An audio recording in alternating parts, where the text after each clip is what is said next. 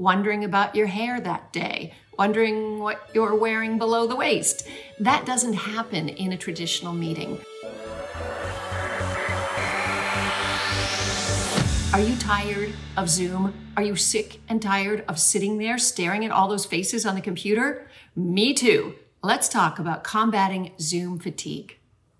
I'm Dr. Wendy Walsh. I'm a journalist, I'm a mother, and I have a PhD in clinical psychology, and I'm here for you.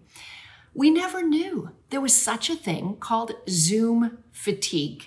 And I know you can think, well, it's just because we're repeating a similar behavior over and over again that we're just sick and tired of it. But there's actually something happening cognitively that would happen in a Zoom meeting that would never happen in a real meeting in the real world.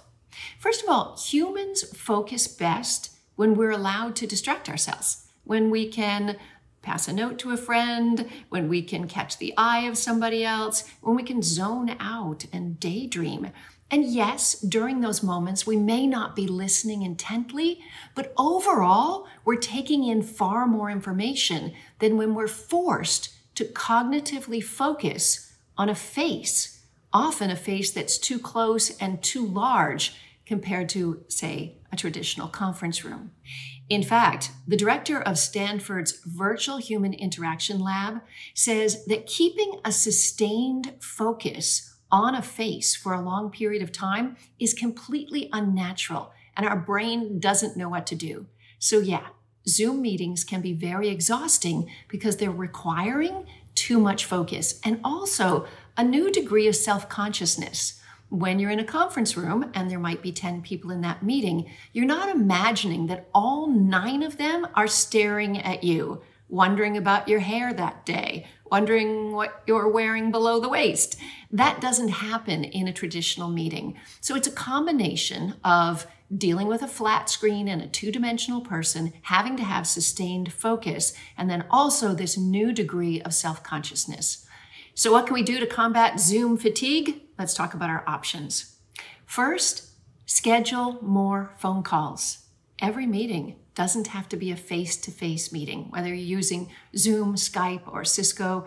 It doesn't matter. You can get on the phone. You did it in the old days. Something interesting happens when you can put someone in your ear, you just listen to their tone of voice, you can close your eyes to other distractions, and you can really focus on what they're saying.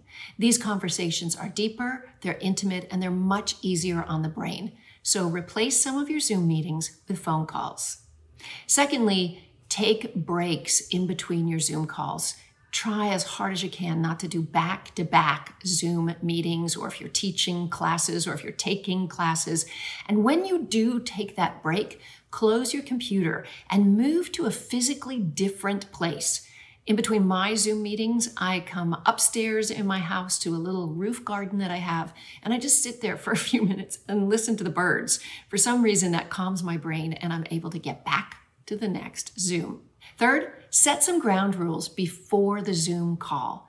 You know, we never had this landscape before. We just expect people to pop on, no matter what they're wearing or what time of day it is, and we expect them to hold this sustained focus and deal with the discomfort of knowing we're staring at them.